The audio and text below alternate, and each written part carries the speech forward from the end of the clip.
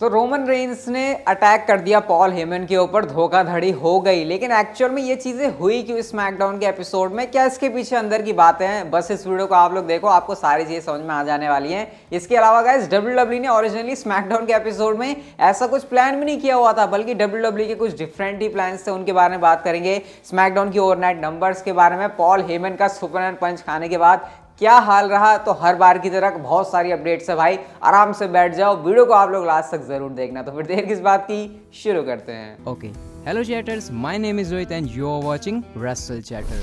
सबसे पहले गाइस हम लोग बात करते हैं स्मैकडाउन के ओवरनाइट नंबर्स के बारे में। अब भाई स्मैकडाउन के एपिसोड में रोमन रेंस हैं, ब्रॉक लेसनर हैं, तो रेटिंग्स के अंदर क्या चीजें देखने को मिली, वही चीज देखने को मिली जो कि एक्सपेक्टेड थी, क्योंकि लास्ट वीक के जो ओवरनाइट नंबर्स थे वो थे 2.171 मिलियन व्यूअर्स। लेकिन इस हफ्ते की बात करें तो गाइस ये 2.2 मिलियन पार कर चुके हैं और व्यूअरशिप आई है 2.213 मिलियन व्यूअर्स। वैसे स्मैकडाउन बहुत टाइम से 2.2 के दिन नहीं देख रहा था, लेकिन जैसे ही WWE ने अपना एक कह सकते हैं ना हुकुम का इक्का ही बोलेंगे ना, या तुरुप का इक्का, सॉरी, हाँ ऐसे कुछ बोलेंगे, जो भी बोलेंगे वो फेंका, तो भाई WWE को रेटिंग्स मिल गई। क्योंकि रोमन रेंस ब्रॉक लेसनर एक शो में इतना बड़ा एंगल जहां पर ब्रेकअप वाला सिनेरियो है, तो फिर भाई ओवरनाइट नंबर्स तो ज्यादा आने ही थे। और दिखता है भाई, अगर शो अच्छा होता है तो कहीं ना कहीं स्मैकडाउन पे तो ये सीन है कि अच्छा, अगर अच्छा शो है तो आपको रेटिंग्स में भी वो चीज देखने को मिलेगी, जो कि हमको इस हफ्ते भी देखने को मिली।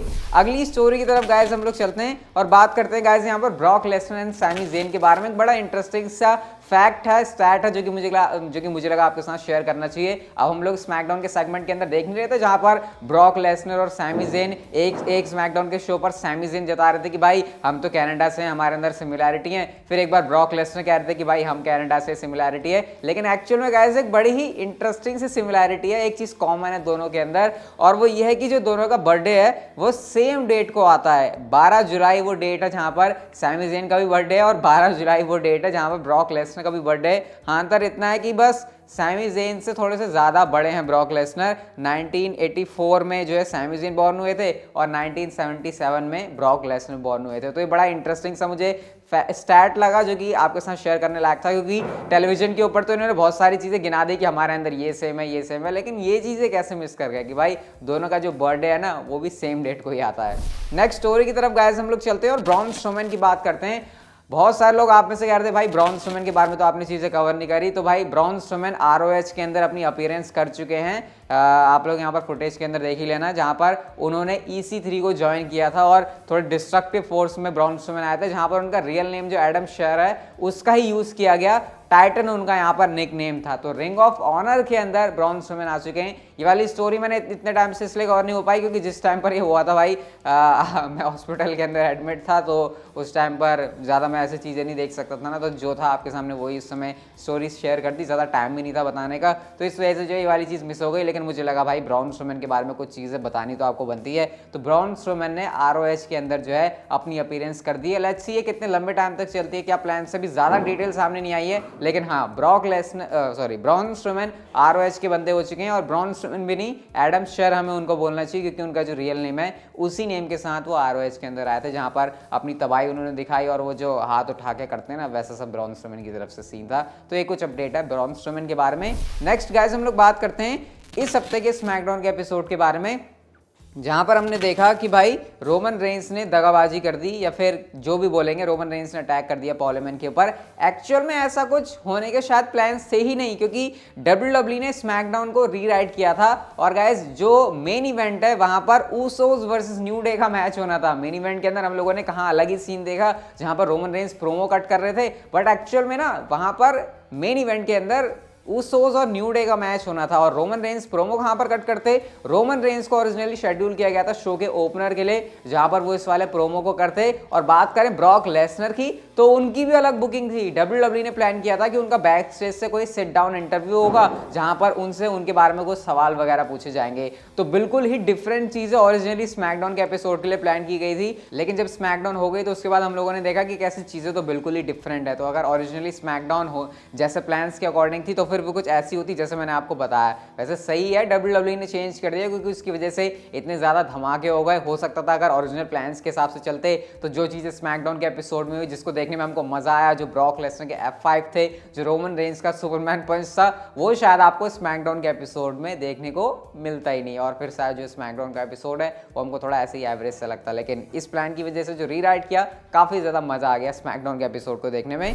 अगली स्टोरी की तरफ गाइस हम लोग चलते हैं और बात करते हैं रोमन रेंस की नई मर्चेंडाइज के बारे में। नोटिस तो आप लोगों ने कर ही लिया होगा, रोमन रेंस स्मैकडाउन के एपिसोड में नई मर्च पहनकर आए थे। थोड़ी सी अगर आवाज़ आ रही होगी बाहर तो भाई उसको थोड़ा सा देख लेना क्योंकि घर पर जो है काम चल रहा है। तो रोमन रेंस नई वाली मर्चेंडाइज पहनकर आए थे और इस बार ये ब्लड लाइन वाली नहीं थी, इस बार ये हेड ऑफ द टेबल वाली नहीं थी, इस बार ये कोई रैक एवरीवन एंड लीव वाली नहीं थी, बल्कि इस बार ये थी नीडल मूवर वाली, जहां पर एक स्पीडोमीटर जैसा या फिर घड़ी की सुई जैसा हमको नीडल देखने को मिल रहा है। और अगर आप यहाँ पर गाइस ध्यान से देखो तो आपको क्या देखने को मिलेगा, सबसे पहले पॉइंट पर जैसे 0, 5, 10, 15 ऐसे होता है ना, तो अगर आप 0 वाली पोजीशन पर देखो, मतलब जहां पर स्टार्टिंग है वहां पर है जॉबर, उसके बाद है मिड कार्डर, उसके बाद है मेन इवेंटर और लास्ट में है ट्राइबल चीफ। और जो सुई है वो जॉबर के ऊपर तो ऑब्वियसली नहीं है, मिड कार्डर के ऊपर भी नहीं है, मेन इवेंट के ऊपर भी नहीं है, बल्कि वो झुकी हुई है सीधा head of the table tribal chief, जहां पर ट्राइबल चीफ लिखा है उसके ऊपर। तो यानी रोमन रेंस बता रहे हैं कि उनका जो स्टेटस है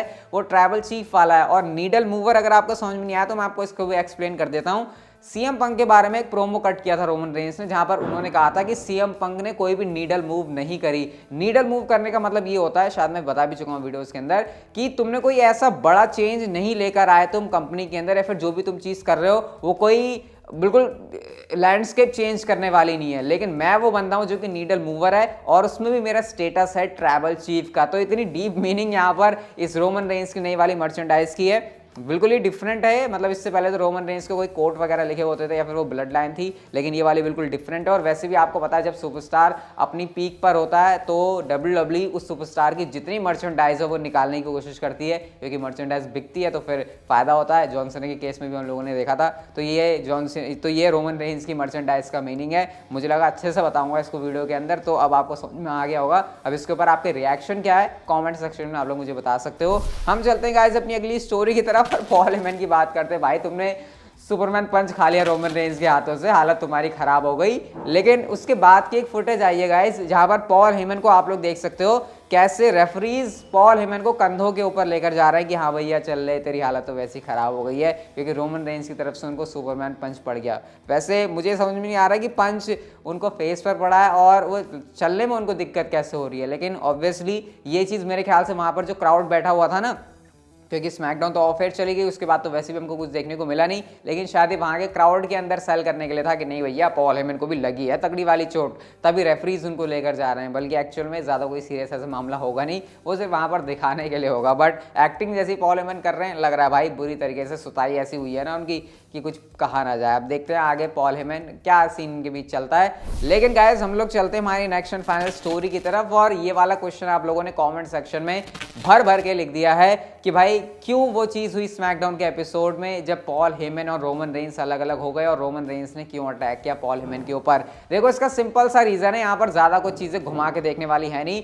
WWE को पॉल हेमन को रोमन रेंस से अलग करना ही था, इस बात के हिंट हमको महीनों से मिल रहे थे, तो वो चीज आज नहीं तो कल तो होनी थी। बट हाँ ये शॉकिंग है कि WWE ने उस चीज को स्मैकडाउन के एपिसोड में कर दिया, क्योंकि ऐसा लग रहा था कि शायद WWE इसको पेपर व्यू के लिए बचा कर रख सकती है। और गाइस WWE ने यहाँ पर एक बड़ी इंटरेस्टिंग चीज भी करी, उन्होंने इससे पहले कि पॉल हेमन कुछ बहुत बड़ा कांड करते रोमन रेंस के साथ में, रोमन रेंस को ही टर्न करवा दिया पॉल हेमन के ऊपर। इससे क्या हुआ, इससे ये हुआ कि रोमन रेंस हील सुपरस्टार ही लगेंगे। सोचो अगर ऐसा होता कि पॉल हेमन कोई खेल खेलकर रोमन रेंस को उस बड़ी मूवमेंट में फंसा देते या फिर उनके साथ कुछ कांड करवा देते, तब थोड़ी बहुत सिंपैथी आती रोमन रेंस के लिए। लेकिन रोमन रेंस के लिए सिंपैथी WWE को चाहिए नहीं, क्योंकि वो हील सुपरस्टार हैं। तो WWE ने इंटरेस्टिंगली यहाँ पर यही मूव किया कि उन्होंने रोमन रेंस से ही अटैक करवा दिया पॉल हेमन के ऊपर। मतलब क्योंकि पॉल हेमन ने रोमन रेंस को तो अलग करना ही था, तो WWE ने बजाय इसके कि वो पॉल हेमन से कोई कांड करवाते, वो कांड रोमन रेंस से ही करवा दिया। इससे हुआ क्या कि रोमन रेंस का हील वाला स्टेटस बरकरार रहा। वरना ऐसा हो सकता था कि अगर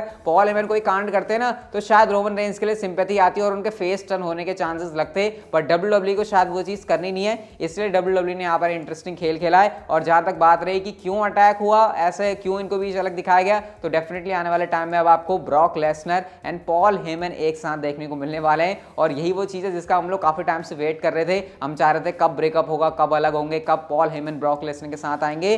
तो ये चीज़ फाइनली अब WWE ने कर दी। अब धीरे धीरे स्मैकडाउन के एपिसोड में जो रिलेशनशिप है वो और बढ़िया होगी Paul Heyman and Brock Lesnar की, या क्या पता हो सकता है ये सारी चीज़ें खेल खेलने के लिए हो और एक्चुअल में इन सारी स्टोरी लाइन का कुछ अलग ही मतलब हो, क्योंकि पॉल हेमन ऑलरेडी कह चुके हैं इस वाली स्टोरी लाइन में इतने ट्विस्ट एंड टर्न्स हैं जिसका कोई भी आइडिया नहीं लगाया जा सकता। तो फिलहाल के लिए तो यही चीज़ जो है ज़्यादा से ज़्यादा समझ में आ रही है। अब देखते हैं पॉल हेमन और ब्रॉक लेसनर अगर साथ में आ रहे हैं तो कैसे पॉल हेमन और ब्रॉक लेसनर रहते हैं, क्योंकि ये पहले वाले की तरह नहीं होगा, क्योंकि यहाँ पर ब्रॉक लेसनर बेबी फेस है। तो भाई स्टोरी लाइन बहुत इंटरेस्टिंग होने वाली है। बस शोज मिस नहीं करने हमको, वीडियोस आपको देखनी है सारी, जहां पर मैं आपको सारी अपडेट्स दूंगा। और गाइस फिलहाल के लिए आज की जो वीडियो थी वो यहीं तक की थी। अगर आपको अच्छी लगी तो इसे लाइक कर दो, चैनल को आप लोग कर सकते हो सब्सक्राइब, नोटिफिकेशन बेल को on, and see you guys in my next video.